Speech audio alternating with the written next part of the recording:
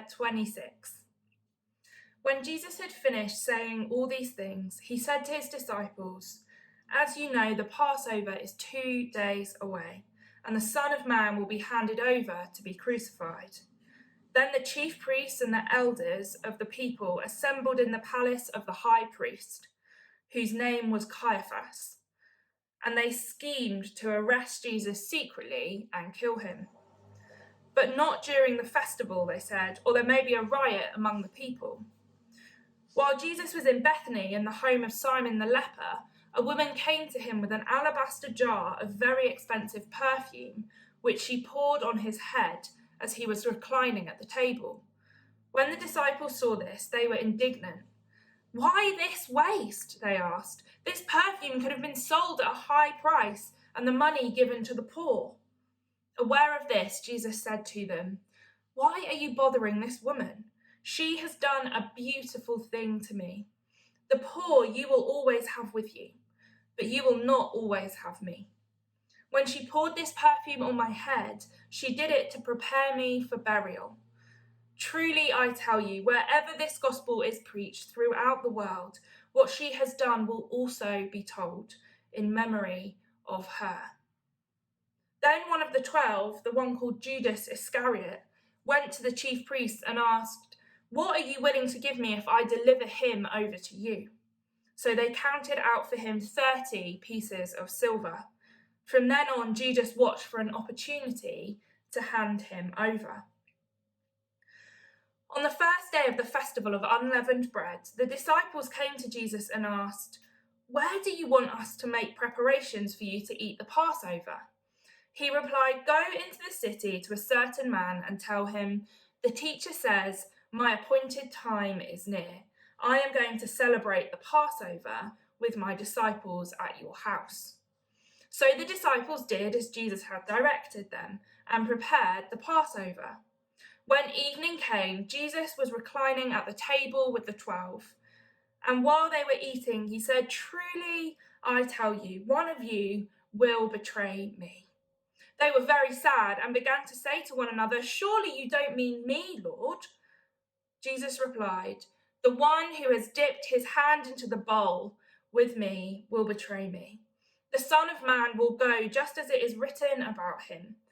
But woe to that man who betrays the Son of Man. It would be better for him if he had not been born."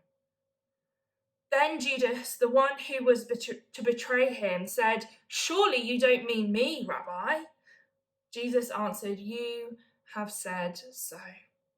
While they were eating, Jesus took bread, and when he had given thanks, he broke it and gave it to his disciples, saying, "Take, eat.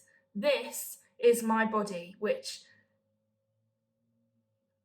Then he took the cup, and when he had given thanks, he gave it to them, saying, "Drink from it, all of you. This is my blood of the covenant, which is poured out for many for the forgiveness of sins. I tell you, I will not drink from the fruit of this vine from now on until that day when I drink it new with you in my Father's kingdom." When they had sung a hymn, they went out to the Mount of Olives.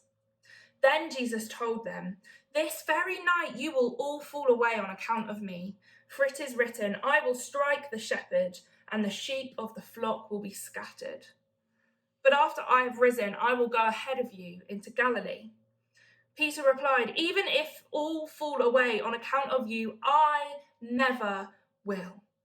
"Truly, I tell you," Jesus answered, "this very night, before the rooster crows, you will disown me 3 times. But Peter declared, "Even if I have to die with you, I will never disown you." And all the other disciples said the same.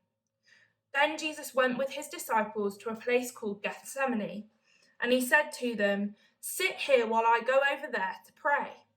He took Peter and the 2 sons of Zebedee along with him, and he began to be sorrowful and troubled. Then he said to them, "My soul is overwhelmed with sorrow to the point of death. Stay here and keep watch with me."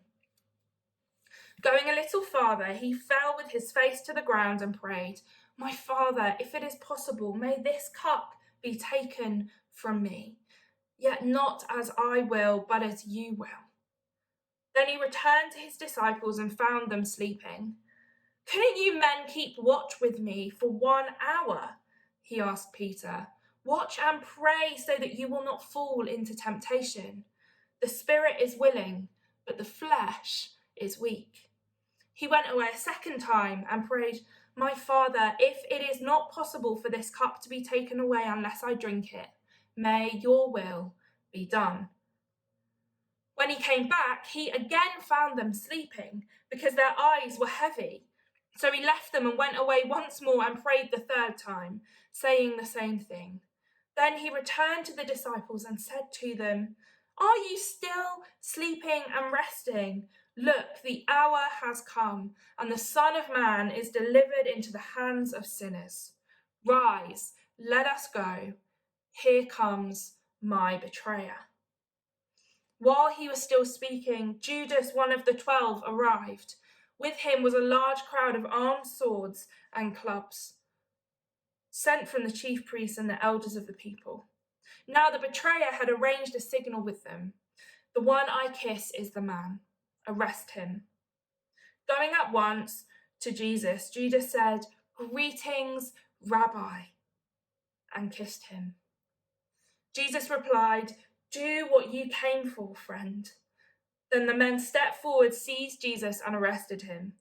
With that, one of Jesus' companions reached his sword, drew it out, and struck the servant of the high priest, cutting off his ear.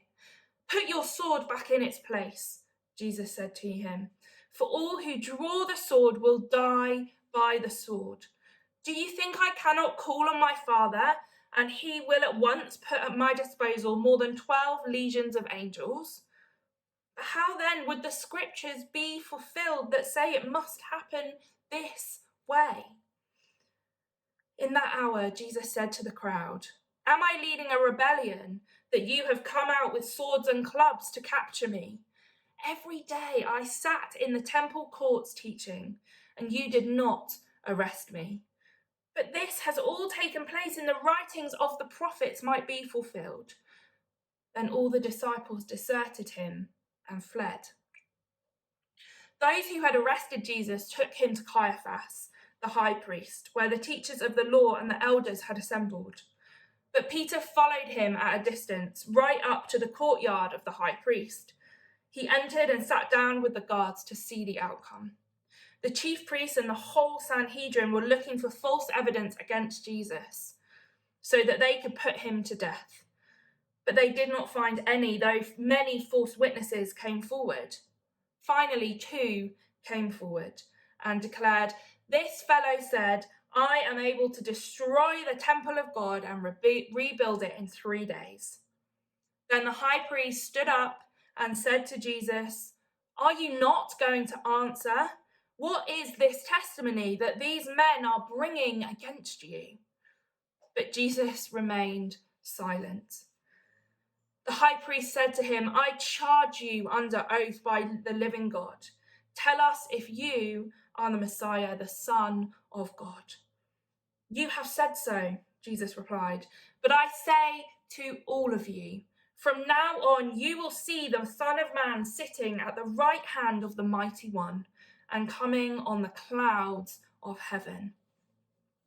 Then the high priest tore his clothes and said, "He has spoken blasphemy. Why do we need any more witnesses? Look, now you have heard the blasphemy. What do you think?" "He is worthy of death," they answered. Then they spat in his face and struck him with their fists. Others slapped him and said, "Prophesy to us, Messiah. Who hit you?" Now Peter was sitting out in the courtyard, and a servant girl came to him. "You also were with Jesus of Galilee," she said. But he denied it before them all. "I don't know what you're talking about," he said. Then he went out to the gateway, where another servant girl saw him and said to the people there, "This fellow was with Jesus of Nazareth." He denied it again with an oath, "I don't know the man." After a little while, those standing there went up to Peter and said, "Surely you are one of them. Your accent gives you away." Then he began to call down curses, and he swore to them, "I don't know the man." And immediately a rooster crowed. Then Peter remembered the word Jesus had spoken: "Before the rooster crows, you will disown me 3 times." And he went outside and wept bitterly.